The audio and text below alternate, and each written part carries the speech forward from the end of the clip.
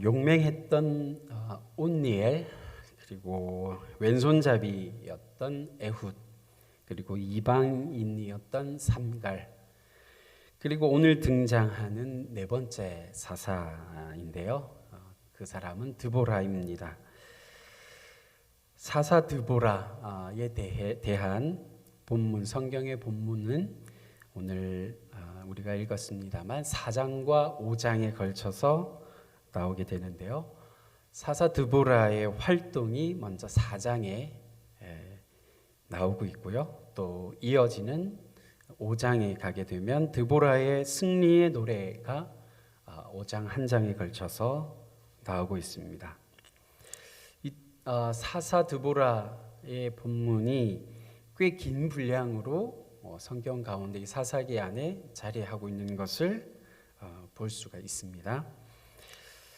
그런데 특이한 점은 산문과 이 운문이라고 하는 일반적인 산문 형태의 글과 시와 같은 운문 형태의 글이 함께 이 본문 안에 드보라의 본문에 포함되어 있다, 어우러져 있다라고 하는 특징을 가지고 있는 것이 오늘 사사 드보라의 본문입니다. 드보라의 본문은 이렇게 시작하게 되는데요. 1절 말씀을 다시 보겠습니다. 1절 읽어드립니다. 에훗이 죽으니 이스라엘 자손이 또 여호와의 목전에 악을 행하매. 드보라의 본문은 한 절 분량에 그쳤던 세 번째 사사, 하시기 어려울 수도 있는데 너무나 쉽게도 금방 지나갔기 때문입니다. 세 번째 사사 삼갈이 아니라 두 번째 사사, 그 앞에 사사죠. 에훗의 죽음으로 에훗이 죽으니라고 시작합니다. 본래는 에훗의 본문에서 두 번째 사사 에훗에서 이 오늘의 네 번째 사사인 드보라의 본문으로 연결이 처음에는 되었을 것으로 생각이 됩니다. 그런데 이 삼갈, 세 번째 사사인 삼갈의 본문이 편집되는 과정, 이 성경이 만들어지는 과정에 아마 보다 후대에 그 사이에 들어오게 된 것이 아닌가 하는 생각을 갖게 하는 대목입니다. 더 중요한 것은 지금 우리에게 주어진 현재 형태, 우리에게 주어진 이 성경 본문입니다. 그래서 4장이 에훗이 죽으니로 시작하고 있다고 하는 사실이 중요한데요. 그렇게 보면 두 번째 사사 에훗이 활동했던 80년의 기간 동안에 평온이 유지되었던 것을 우리가 살펴보았었습니다. 그런데 그 80년의 에훗의 통치가 에훗의 사사의 활동이 끝이 나고 그가 죽자 상황이 다시 악화됩니다.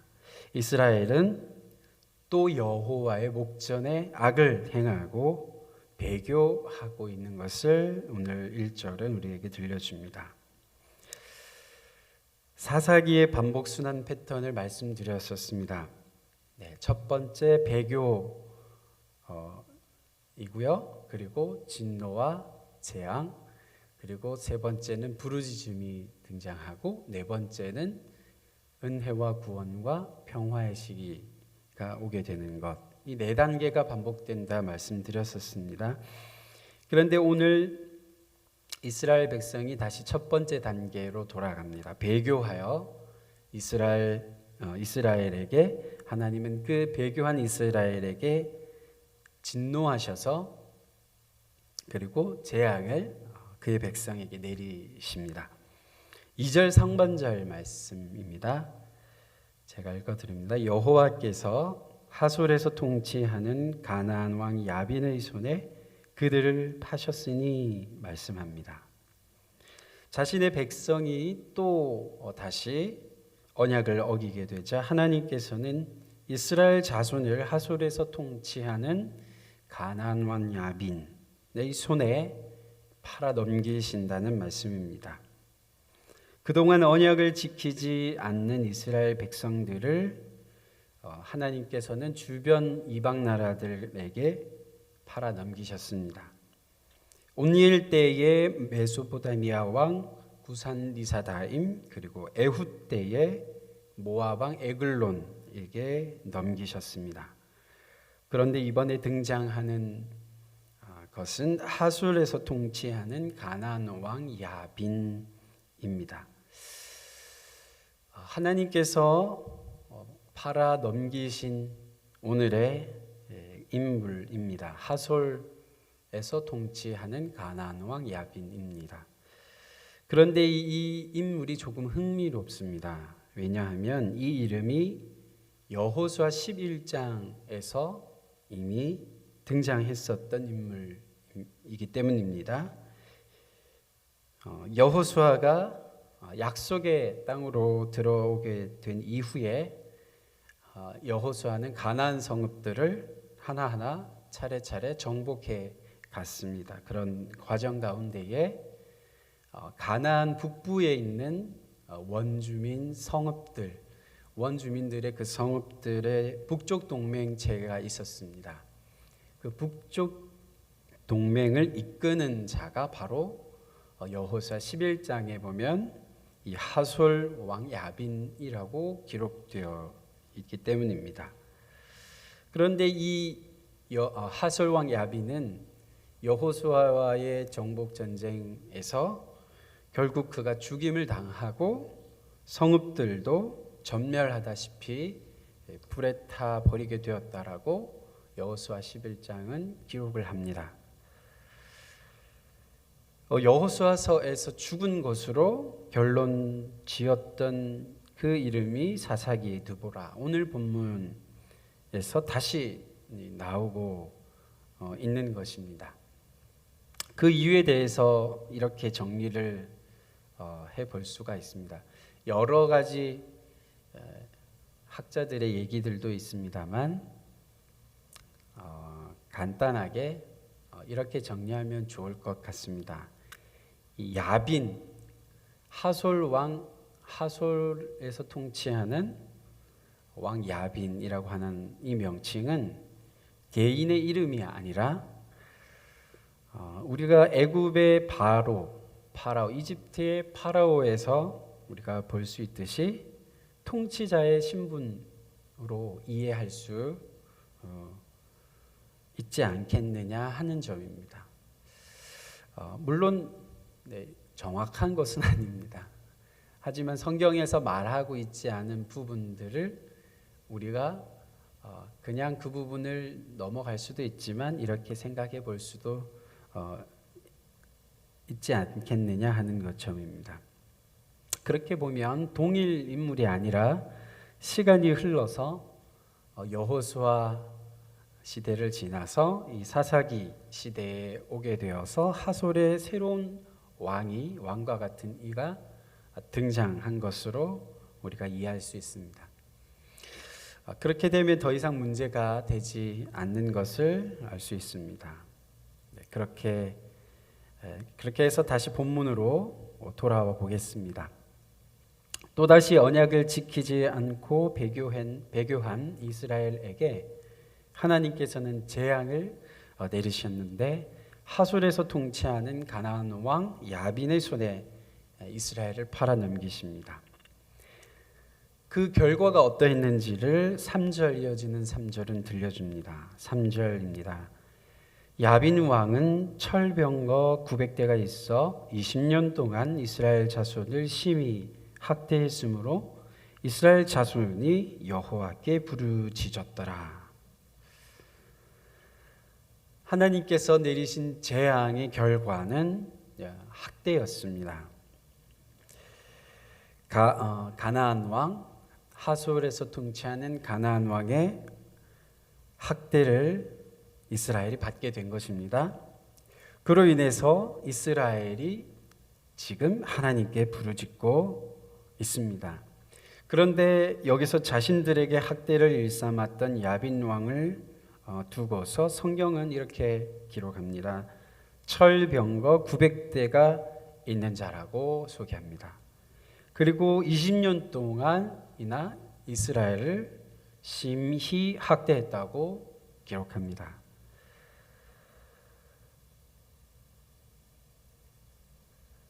이스라엘 자손이 학대로 인해서 고통을 겪게 된 것은 철병거 900대 때문이 아닙니다.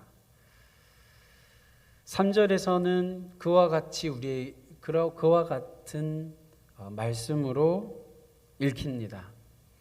이스라엘이 고통을 겪게 된 것은, 심한 학대를 당하게 된 것은 가나안 왕 야빈에게, 하솔을 통치하는 그 왕 야빈에게 철병거 900대가 있기 때문이었다고 말하고 있는 듯 들립니다. 하나님을 저버리고 이방의 우상을 섬긴 것이 그 고통의 원래의 원인인데, 오늘 3절 말씀을 읽으면 그렇지 않게 들리고 있습니다. 그런데 우리는 여기서 하나님께서 이 말씀을 통하여 우리에게 들려주고 있는 이스라엘 자손의 다른 목소리를 들을 수 있습니다. 철병거 900대가 야빈에게 있고 우리에게는 그 병거들이 없어서 이렇게 학대를 받고 고통을 당하고 있다는 목소리입니다. 한편으로는 왜 우리에게 철병거 900대를 주지 않느냐라고 하는 원망과 탄식의 목소리도 들리기도 합니다. 왜냐하면 이 3절에 나오고 있는 부르짖는 이 단어에서, 이 단어는 회개를 포함한 그런 단어가 아니기 때문입니다. 이스라엘 백성들은 그저 괴로움을 당하고 있기 때문에, 학대를 당하고 있기 때문에 이 괴로움에서 벗어나게 해달라고 하는 부르짖음을 하고 있을 뿐입니다. 신앙적으로 볼 때는 신앙적이지 않은 부르짖음이라고 할 수 있는 그런 부르짖음입니다. 그럼에도 하나님은 배은망덕하게 보이는 자신의 백성 이스라엘을 위해서 사사를 또다시 세우십니다. 4절 말씀입니다. 그때 랍비도세 아내 여선지자 드보라가 이스라엘의 사사가 되었는데, 은혜로우시고 자비로우신 하나님은 그 백성 이스라엘을 긍휼히 여기십니다. 그래서 학대와 고통 가운데 있는 그의 백성 이스라엘을 구원하실 계획을 세우십니다. 그리고는 그 계획을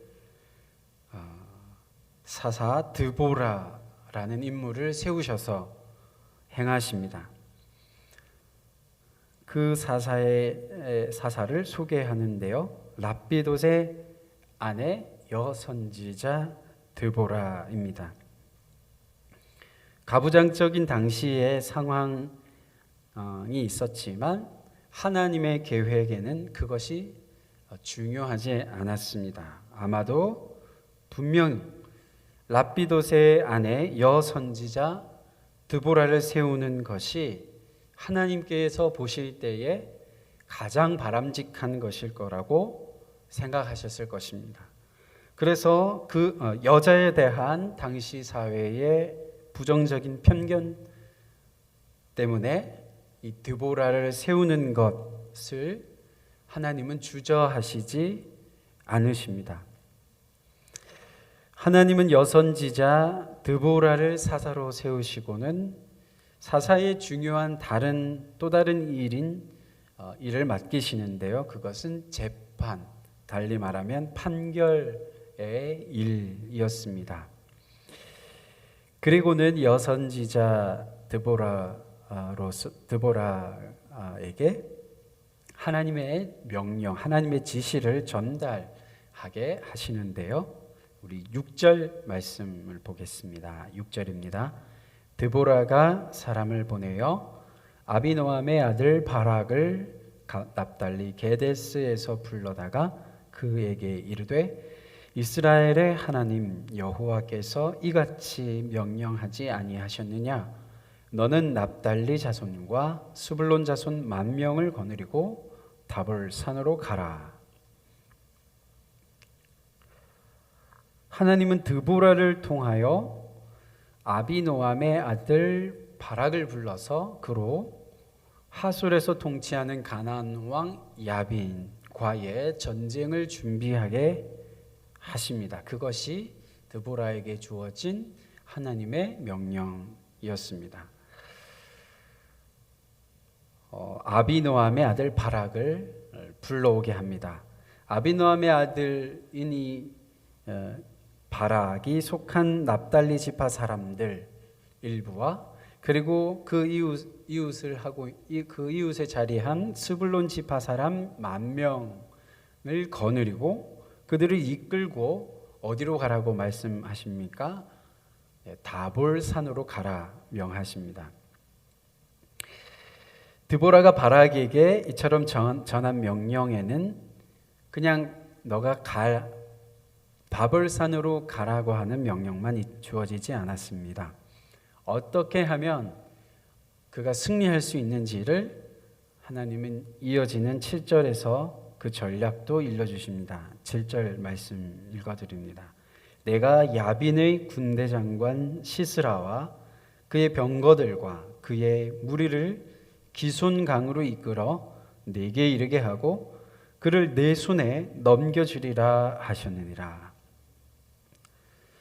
바락이 10,000여 명의 무리들을 사람들을 이끌고 다볼 산으로 가 있기만 하면 하나님께서 친히 뭐라고 말씀하십니까? 적들을 모조리 이끌어서 기손강이라고 하는 곳에 이끄시겠다고 말씀하십니다. 그래서 바로 너가 승리를 할 수 있도록 너의 손에 넘겨주시겠다고 7절은 말씀합니다. 그런데 이어지는 8절에서 보이고 있는 바락의 반응이 시원치 않습니다. 하나님께서는 전략까지 알려주셨지만 주저하는 바락의 모습을 보게 되는데요. 8절 말씀입니다. 바락이 그에게 이르되 만일 당신이 나와 함께 가면 내가 가려니와 만일 당신이 나와 함께 가지 아니하면 나도 가지 아니하겠노라 하니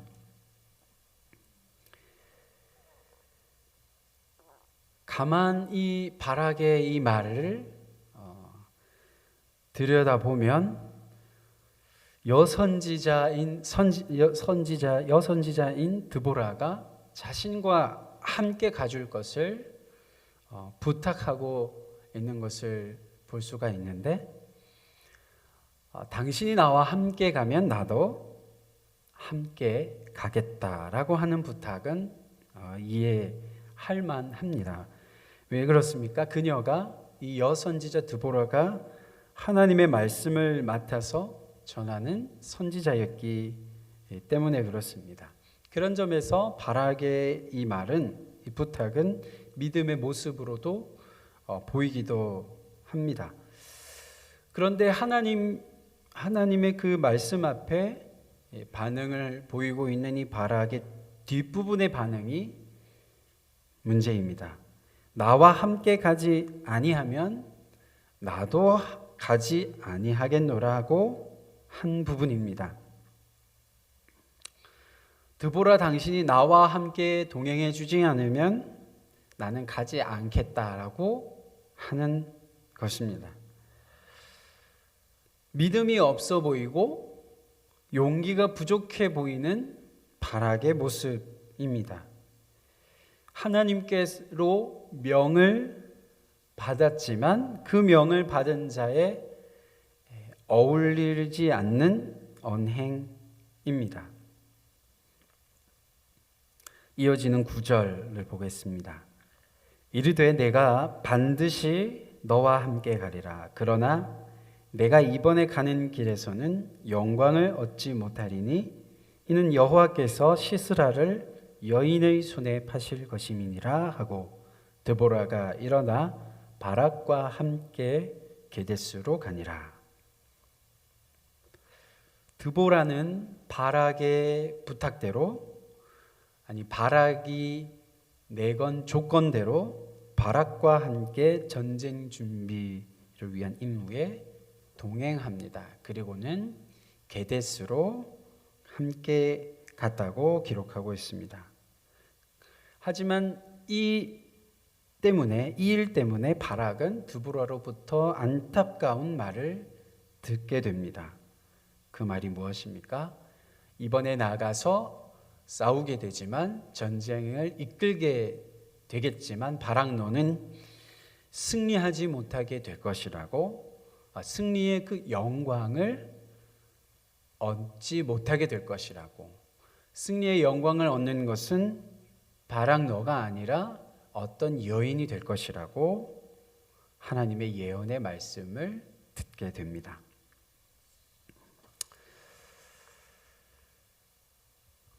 이러한 말씀들을 함께 생각해 보면 전체적으로 하나님께서 얼마나 그의 백성을 사랑하시는지 기억할 수 있습니다. 하나님께서는 그의 백성 이스라엘을 사랑하셨습니다. 그래서 그를 놓치지 않고 그에게 또 다른 사사를 세워서 그들을 구원하시는 모습을 오늘 말씀에서도 확인할 수가 있습니다. 하나님께서는 당신의 백성들을 사랑하십니다. 당신의 백성들을 자신의 백성으로 삼은 그 사람들을 또한 긍휼히 여기십니다. 왜 그렇습니까? 하나님께서는 자비로우시고 또한 은혜로우시고 노하기를 더디하시고 인자와 진실이 많은 하나님이시기 때문입니다. 혹여나 하나님의 백성다운 모습을 보이지 못할 때에도 하나님은 금방 노하여 그들에게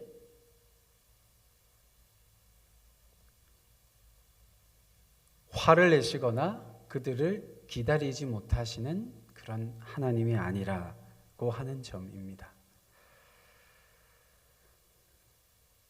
반복적으로 짓는 죄가 혹 있다고 해도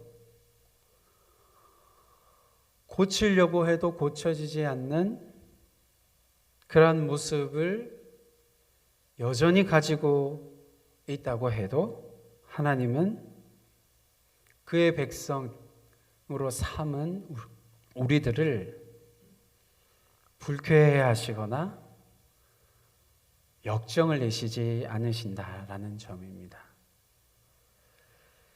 오늘 본문에 나오는 이스라엘 백성을 보시면서 그러하셨듯이 하나님께서는 그러한 모습을 보이는 자신의 자녀, 자신의 백성에게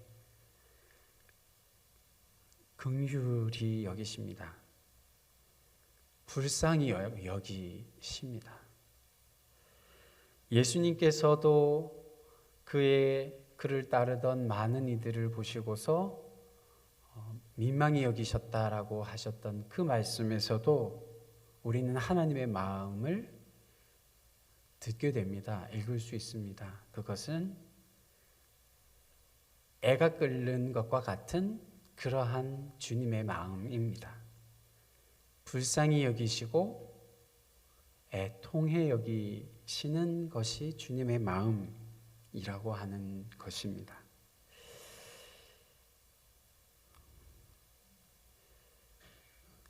우리를 보시면서 애끓으시고 그리고 우리를 불쌍히 여기시는 하나님께서 우리와 함께 하시는 줄로 믿습니다.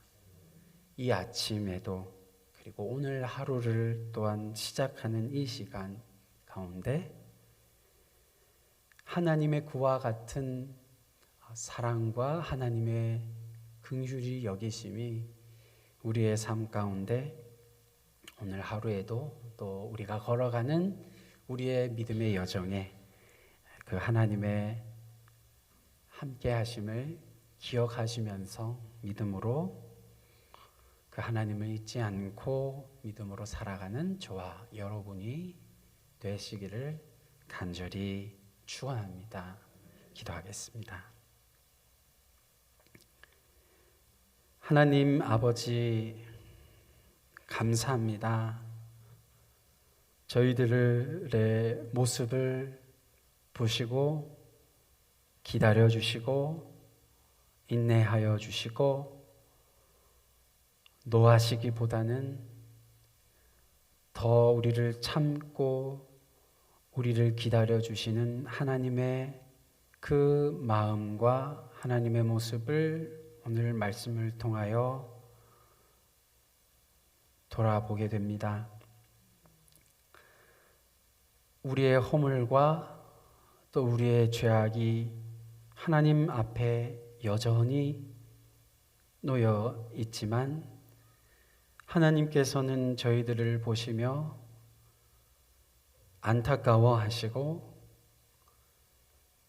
그 문제를 해결하지 못하는 우리들을 보시며 화를 내시는 것이 아니라 긍휼히 여기신다 말씀하셨습니다. 하나님,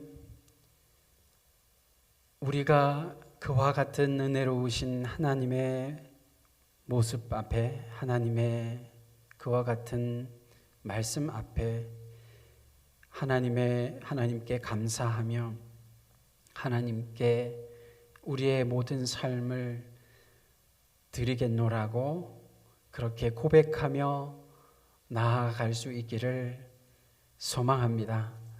주님, 저희들을 긍휼히 여겨 주시고 오늘도 하나님의 그 긍휼로 인하여 그 은혜로 인하여 오늘도 저희들이 다시금 믿음의 여정을 내딛고 힘있게 발걸음을 내디딜 수 있음을 고백합니다.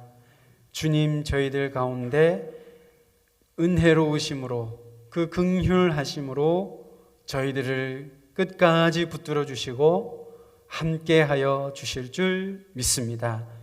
주의 성령으로 오늘 하루도 저희들을 붙들어 주옵시고 하나님 앞에 또한 간구하며 하나님 앞에 피로를 아뢰이며 주님의 은혜를 간구하며 나아가는 심령들마다 하나님께서 긍휼하심으로 보시고 응답하여 주실 것을 또한 믿습니다.